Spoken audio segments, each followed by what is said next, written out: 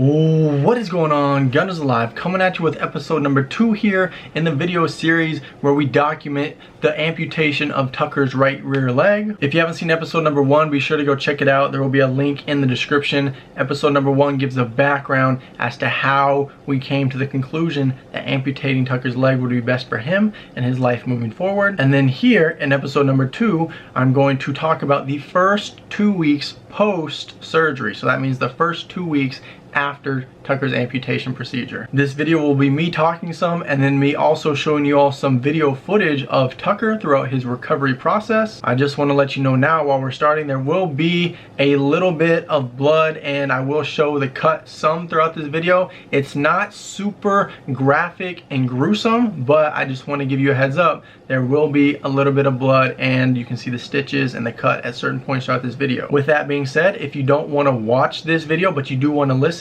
that's perfectly okay. I'm going to be giving all the information best as I can, so go ahead and just face the screen away from you and listen up. Last thing before we get started, if there's any rude or disrespectful comments, they will be deleted and you will be permanently blocked from the channel. The end. No questions asked. With that being said, let's go ahead and get started with the updates. So I have my Microsoft Word document open and I have bullet points. The first bullet point that we are going to touch on is how is Tucker's leg healing so far after 2 weeks.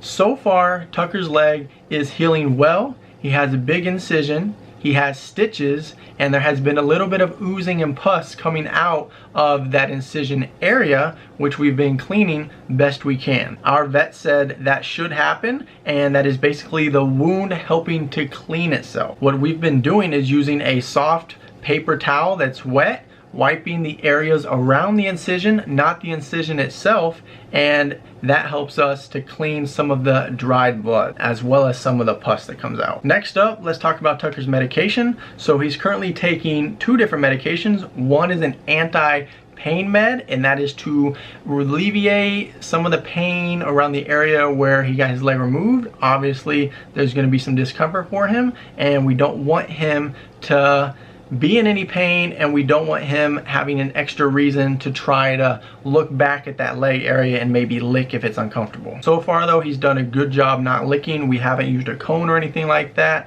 and we've been doing a good job keeping an eye on him, and he's been doing a good job not licking the area. The other medication is an antibacteria, anti-infection pill. Since the incision is so big, we don't want it to get infected by anything. I'll talk a little bit more about that later on in the video because he did still get a small infection even though he had been on that medication. Next up, let's talk about Tucker's eating. So there will be some video clips here of him. This is y'all's first time seeing him with only 3 legs. Once he got home from the vet the first day, he wasn't super hungry. He still had some of the anesthesia effects. But this video clip you're seeing is actually the 3rd day. So he had surgery on a Monday, which is day 1, and then day 2 is Tuesday, day 3 is Wednesday. That's this video clip you're seeing now. And he's doing a good job standing up eating. So he has some of his regular dog food, and it's also mixed with some macaroni and cheese. One huge tip that I would recommend to anyone whose dog has had their leg amputated is to not place their bowl in an open area, but rather place the bowl up against a cabinet or some other object so that as the dog is eating, the bowl does not slide away from them. We realized pretty quickly that this would be beneficial because when we place the bowl down on the ground with no backing, then as he was eating, he would kind of push it away, and that would cause him to lean forward, trying to lean out to the bowl, which would possibly cause unbalance, and then now him only having 3 legs, that would not be good because he's still learning to walk and catch himself, if that makes sense. So placing the bowl with a backing keeps the bowl in one spot. That way the dog can only focus on eating and not having to also focus on balancing. It puts the dog in more of a natural balanced position with 3 legs. Because think about it, when you're eating, you're focused on the food, right? So when the dog's eating, the dog's also focused on the food. So we don't want them to have to think, oh, I gotta move my leg real quick to catch myself from falling and maintain my balance. We also made sure that Tucker had a carpet under him when he was eating, as opposed to the slick floors that we have in some parts of our house. We bought extra rugs, extra mats, and that way he's able to stand on them and get better traction with his feet. One thing also is in episode number 1, I did mention and show you all the new harness that we got to Tucker in case case we would need to hold him up, because that's kind of what we had planned on at some points throughout his movement, that we'd have to, you know, hold him and support him and walk with him. But he's done a really good job throughout the first 2 weeks of walking on his own, and the harness has been there in case we need it, but we haven't really needed to use it at all. He's done a good job walking and hopping and moving around, and if we were to hold the harness, it would kind of get in the way of him learning and naturally walking with only 3 legs. We also thought at some point we may need to hold a towel under him to help him walk. The vet had brought that up, but we didn't have to do that at all. So it's good that we were over prepared. However, if you do have a dog who's getting an amputation done, then I would recommend getting a harness just in case you do need to lift and support them a little bit. Next up, let's talk about Tucker pooping and pottying. So whenever he got home from the vet, he didn't go pee until the following day, and he didn't go poop until a couple of days later. But once he went poop, he went 3 times back to back to back. Since Tucker's procedure got done, we've made sure that we go outside with him whenever it's poop and potty time. That way we can be there to support him and hold him up if necessary. He is doing a really good job though, and getting better day by day at supporting himself with 3 legs whenever he does go pee, as well as when he goes poop. But we do stand there next to him just in case we do need to lift him up, because his butt does sag a little bit. Every once in a while he will stumble a little to the left or right, but overall the stumbling is becoming less and less, and he's getting better and better at supporting himself while using the restroom with only 3 legs. As far as Tucker's overall movement around the house and the backyard, we have restricted him best as possible to the kitchen and living room area when inside, where there's carpeted area or mats down, so that he can move as well as possible without risking slipping on the floor. Once the dog heals from the surgery, then they can move around more and more and more as the weeks go on, but initially after the surgery, you want them resting and recovering best as possible. Just like a human would have surgery, once they come out of the operating room, they go back to like a staying room where they hang out maybe for the rest of the day before going home, or maybe a day or 2 or 3 or a week, right? They stay in one spot, lay in a bed, rest and recover. Well, same thing for dogs, right? You want them laying down, sitting down, not moving around a whole lot, so that way they can recover best as possible. And if the recovery goes well enough, then in a couple of weeks or a couple of months, however long it takes, then the dog's movement will be back to normal, and they won't have so many restrictions on them. They'll be allowed in the kitchen, in the backyard, you know, maybe walk out in the driveway, walk throughout the house. The dog gets more and more used to walking around. They get better at walking around, and then they get back to their normal access areas in the house or wherever you live at. One thing that we've made sure to do throughout the entire process so far is be positive. We want to be happy around Tucker. We want to be encouraging to Tucker, because if you give the dog positive vibes, the dog will react better. They'll have smiles on their face. You don't want to scold the dog at all. You don't want to get mad at them at all, right? You want to let them know everything's gonna be okay. It's gonna take a little bit of time throughout the recovery process in order to get back to as normal of a life as possible. So in order to do that, be as positive and encouraging as possible. If the dog walks a little slowly, right? If they got to stand and think a little bit before moving, right? Whatever the case may be, do what's best for the dog and be positive about it. No yelling, no negativity. The dog will react to you and the lifestyle that's currently happening based upon how you act and handle the situation. So as you see Tucker laying down in the living room right here, you'll notice there is some blood and some pus around the cut. I mentioned earlier we cleaned around the incision best that we could while at home, and we did actually take him back to the vet a couple of times just so they could do a more thorough cleaning, right? The vets are the professionals. They should know best, and while we do the best that we can at home, sometimes taking Tucker to the vet or taking your dog to the vet can help clean the incision or wound area a little bit more and a little bit better. I would strongly recommend maintaining constant communication with the vet 1 to 2 to 3 to 4 weeks post-surgery, just so that you can give them updates, give them feedback, so they can give you instructions on what's going on and how to care for your pup best you can, or even your cat, your pup or your cat. Care for them best you can. Communication is very important in all aspects of life, including communicating with the vet and discussions about how your dog or cat is recovering. And I don't know about all vets, but at least our vet personally, super chill about it, super cool with us going in to get his wound cleaned. They enjoy seeing it and seeing the progress that he's making. And in my opinion, that's exactly how the relationship between pet owner, pet, and veterinarian should be. So earlier on, I recommended placing the bowl with a backing when the dog or cat or whatever animal that gets the leg amputated is eating. That way they don't have to lean forward, right? That was tip number one. Tip number two is to trim probably extra hair off of the animal around the incision area. Reason being, there's quite a bit of blood, quite a bit of pus, and you don't want the areas around the incision getting super dirty with that extra blood and pus. And the hair does a good job holding it in, and then the hair getting all sticky. So just trim the hair extra, because the hair will grow back over time, and then it really does help with maintaining a cleaner incision area. So our vet shaved some part of the skin of the leg or whatever, and then we actually cut a little bit more hair off of his feathers, like the butt hair area, and off of the lower portion of his tail where some of the blood and pus would get and then stick, and then we'd have to clean it. But if we just cut the hair off, then the blood and pus doesn't stick as much, and it's easier to clean and maintain a healthy, clean incision area. Also, with the blood and pus that naturally comes out, if you do have a carpeted area or even like a slicker floor area or even like a matted area when the dog or cat lays down, put a towel underneath of them best you can, so that the towel will absorb that extra blood and extra pus that you don't initially wipe away, because then you can just wash the towel in a washing machine as opposed to having to scrub and clean the floors. A washing machine is easy to use. Buy extra towels, right? Buy extra towels. Be prepared before the dog gets back from the vet from having the amputation done, right? Extra towels, easy to wash. The end. These next video clips that you're seeing are Tucker walking. So this is a few days after the amputation was done, and as you can see, he's doing a pretty good job.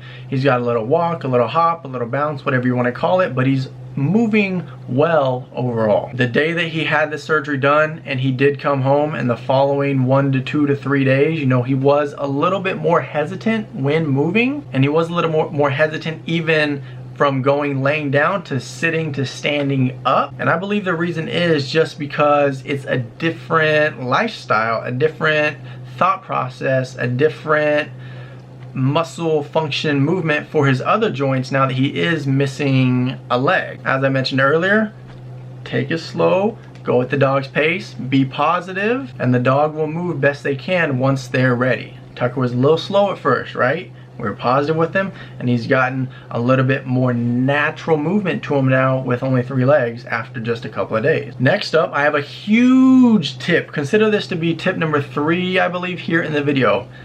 Make sure that walking paths are clear for the dog or cat or whatever animal that has arm or leg amputated, so that they can move in as straight of a line as possible. If a dog is having to bend around a corner or bend around a piece of furniture or bend around a door or through a door, with only 3 legs, they're not going to be super balanced. So what you want to make sure is that they can walk in as straight of a line as possible when going through the kitchen, when going through the living room, when going across the backyard, when going on the sidewalk. And by walking in a straight line, that helps them walk at a better pace, it helps them walk a little straighter, and it helps them hop a little bit more efficiently. Once they get the straight stuff down, then they'll learn to pivot on one foot if it's a back foot, or turn a little bit better on one foot if it's a front foot or front leg that gets amputated. But I highly recommend making sure that the animal can walk in as straight of a line as possible, as often as possible, immediately following the surgery amputation procedure. What we found works best for Tucker is if he's standing in the kitchen, one of us stays there, says, "Tucker, hold on." Someone else walks, opens the back door, so then instead of him having to maneuver around the back door, he can just walk straight from the kitchen to the back door, out the back door, and then to the backyard. He is getting better at turning, but it does take some practice. Some notes that I have written down here on my Word document. First thing, avoid sharp turns, doors, walls, furniture, which I mentioned. Tucker's been doing a better and better job pivoting on his back foot as he turns. when standing in a more confined area. And oh, this is a good one too. You don't want the dog standing directly behind a door or anything else, because they will struggle a little bit when backing up, right? You want the dog moving forward as often as possible. I'm not sure how y'all's pets are, but out of all the pups that we've ever had, all the dogs, they've never been great at backing up, even with 4 legs, right? So now Tucker with only 3 legs, we want to make sure he can walk forward as often as possible, right? We don't want him backing up, because they back up, stumble, fall. We don't want that to happen, okay? We want him walking as forward best we can. Even if that means us getting out of the way and kind of guiding him in a big loop circle so that he can get going the other direction, that's better than just backing up and sharp turning. Another thing with Tucker's movement is that he does walk, or at least appear to walk, a little bit better and more efficient when he gets a little bit of speed going. So he gets that walk, he gets that hop, he gets that bounce, and he's good. As opposed to bounce, step slow, bounce, step slow, right? He gets a little bit of a pace going, and it looks more fluid in his movement, and he seems to move a little bit better overall. So next up, the clip is Tucker laying in the backyard. I believe I've already mentioned this. If not, here it is for the first time. But when he has been in the backyard and not in the kitchen or the living room area, even when he's outside, we still take a towel and lay it underneath him. That way he doesn't get any extra grass around the incision that could possibly infect it. And we even take another towel and we lay it over the incision. That way no bugs fly around it, no mosquitoes, no gnats. We want to keep it as clean as possible. Next up on my bullet point list, I want to talk about one spot on Tucker's leg that did get infected even though we were giving him the anti-infection, antibacteria medicine. So there was a spot about the size of a nickel, maybe even the size of a quarter, around his incision area that we noticed was kind of getting a little bit different looking pus around it. And when we did take him back to the vet for them to clean the incision one time, they did say, hey, you know what, this spot is infected. So you want to prevent the infection as best as possible, but then if one infection does happen, you want to treat it and take care of it as best as possible. And what our vet recommended us do is they gave us a little bit more antibacteria, anti-infection medicine so that he could take it 4 days longer than originally planned. And then each day, 2 to 3 times a day, they said take the pup outside, rub a little bit of soap on the area so that you can clean it, and then spray some light hose water on it. The hose water then cleans off the soap and then runs over the area where the infection's happening. And then using like some plastic gloves, latex gloves with a thumb or another finger, you can rub the area a little bit just to kind of break up the infections zone and get the water to clean the, I guess, just the infection spot. Think of it like this. If you had a plate and you needed to scrub it with a brush to get a little bit of the food off, you know, you can do it firm, but with the dog leg, you want to do it like a little light, a little firm. It's kind of just a feel that you got for the area while looking at it. And then with the soap, water, and the friction from you moving it, it'll help to clean that area. So even though we did the best stuff that we could do possible, he did still have a spot get infected. So then we reacted, we treated, took care of it best as possible, and then it healed. So I believe that's pretty much it here for the first 2 weeks of Tucker's post-amputation lifestyle and recovery process. If you have any comments on this video, go to the comment section, ask me. I'll do as best of a job as possible to answer those questions. So just a quick rundown. Tucker had his surgery on a Monday. The following few days, you know, he was a little slower, a little sluggish as he learned to walk some. We did keep him quiet for the first 2 weeks, and even after the first 2 weeks of him going through his surgery, he got to the point where he kind of wanted to move around a little bit, but we were like, hold on, Tucker, you're still recovering. And we restricted his access, taking him outside to poop, potty, and lay down in the grass a little bit when he wanted to. The tips I talked about were making sure the food bowl and even, I guess, the water bowl stay static when they're eating and drinking. You don't want them to move around locked. You don't want them to have to lean and possibly risk getting off balance and falling and hurting themselves. You know, give them the pain medicine and the antibacterial medicine, just like the veterinarian prescribes. and as often as they prescribe. Walk near the dog or cat whenever they're moving to support them or catch them if they start to become unbalanced if necessary. But overall, I gotta be honest, Tucker did a really good job moving on his own with 3 legs, and he did stumble sometimes and he did fall down one time, but then, you know, they get back up, they keep going. And we felt like if we held on to him with the harness and a towel underneath him when he walked, it would have hindered him.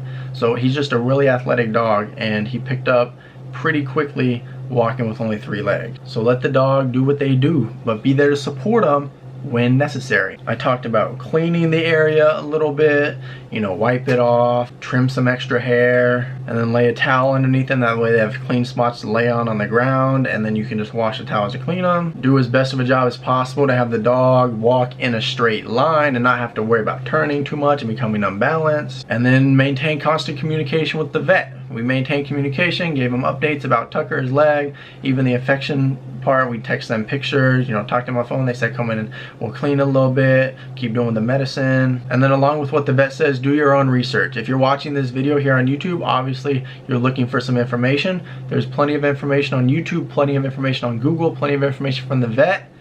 Gather the information, understand the information. Some of it will be applicable to you, some of it won't be, some of it will be true, some of it will be false. Use your judgment to make the best decision for your dog or cat or whatever animal as possible. So last up, let's go ahead and roll into some video of me and Mom when we gave Tucker 2 brand new toys. Thank you so much for watching and enjoy the rest of this video. Also, weeks 3 and 4 will be uploaded to the channel 2 weeks after this video goes live. In weeks 3 and 4, you can see Tucker's walking even better. He's had his stitches or sutures, whatever you want to call them, taken out, and I'll be showing y'all more documented progress of Tucker throughout his recovery process post amputation. And again, if you have any questions, comment, I'll answer. Real quick though, here's a sneak peek of Tucker. Back there, amputation incision point healing well. Hair's even starting to grow back. Taking a little inside snooze. We'll do some activities here in a little bit so that he can have some fun and some interaction and enjoy his life. But for now, enjoy these next few raw clips of Tucker getting some new toys. Okay, we got new toys for Tucker so they wouldn't drag on the ground when he carries them. We had no idea. There's actually one. We had no idea this was so gigantic, but we're gonna let him choose. Hey, Tucker, look at me, don't ignore him. Look, you got a piggy and you got a bone. Which one do you want to choose? Let's take one outside. It's a happy tail.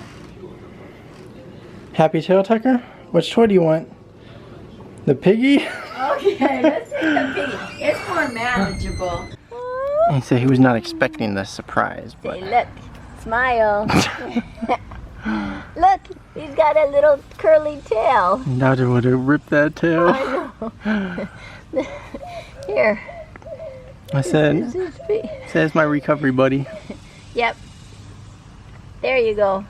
There's your piggy. I don't know, I just call him Piggy. So we got Tucker this new toy. It's small so we can carry it so that when he's stepping with his front paws, like the toys don't hang down, he doesn't accidentally step on them. So he should be able to hold these, either one of these, simply while he walks or hops, whatever you want to call it.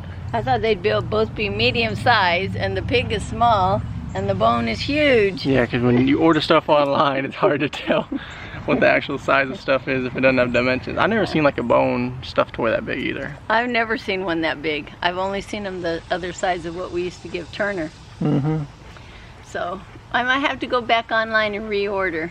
He said no, it's fine. Find a smaller size. So he'll try out the bone. We'll give that to him maybe a couple days or a week or something. Maybe we'll go someplace in person when I go get him a second harness. Wait, why does he need a second harness? So that we can switch them out sometimes to wash it. Are you gonna get a different color? Are you gonna get blue? I think I only see blue and orange. I don't know. Maybe this place has a website I can check out. Probably. Mine already has orange, so Tucker can bleed blue since that's the color of his collar and everything. Tucker's blue. Yeah, it's blue.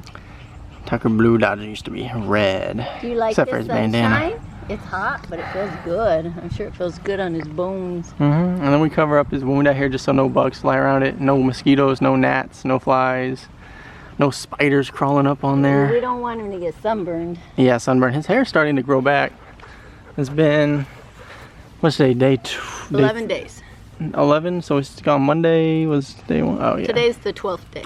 Yeah, today's 12th. No, today's the 13th day. 13th Yeah. day, yeah. Tomorrow will be day 14. Yeah. Monday will be start of the 3rd week. Monday he gets his sutures out. That's a big day. So sutures. that'll be part of the next vlog. Yeah. Yeah. He's in A. Take him to the vet. They'll take him out. It's a little private back there, guys. It's recovering well so far, Tuck. He's doing great. Now he's starting to go around the house on his own some to look for us. And so He walked to the back a little bit, and then he'll walk back out front.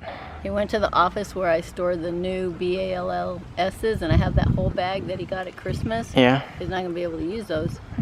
So We'll be able to carry him around and do like tug of war in the living room in a few weeks. as long as he doesn't drop it and step on it. Yeah, and that's the thing. We make sure we pick up all the toys right now because we don't want him to be walking around and have to worry about stepping on toys. We already do a good job picking up our shoes. Even make sure the towels and mats are flat on the ground and not flipped over. Yeah. Make sure we do a good job picking up our stuff. Yep. So he can take care of our guy. Yeah. Well, that's gonna be it for this vlog. But he's been having a lot of snacks. We got to cut back on the snacks. Oh, that is a good point. He's been, whenever he walks in the door over there, he'll like stop and he'll want to get a cookie every single time. But a cookie from each person. So if there's 2 of us. But with we him, don't he give him a wants- cookie for each person. No, but he wants to. He looks at me and then he looks at you. So we'll dial back, give him a few, we're gonna put some food there probably. Some Just give him nibbles. like a little small piece of food instead of a cookie every single time. But that's gonna do it. The first 2 weeks of Tucker's post-surgery, basically. Well, the first 13 days. But He's a champ. we'll call it 2 weeks, He's a champion. essentially. So we'll keep documenting the rest of his progress. Yeah. He's doing well so far, and Yep. so far I'd say the surgery has been successful. We'll continue going and see His girlfriend's calling if him. it's good in the upcoming weeks, Oh, months. I wish I had my camera. Weeks, now. months, years. Hey, no. You're not gonna. Happy tail. Happy tail. You're growling, but you're not gonna run over the fence. I know, Angel's calling you. All right. Last night, I forgot to tell you, I'll tell the vlog real fast. Yeah. My neighbor who has the dog that Tucker likes, she sent me a picture, and while we were sitting out here with Tucker, the dog was laying on the other side of the fence, waiting for Tucker. Just Tucker used to shake the toy and And growl we at the could fence. hear her, and so Carolyn keeps telling Angel soon, he'll be back soon. But that's it for now. See y'all in another live stream or video soon. Bye.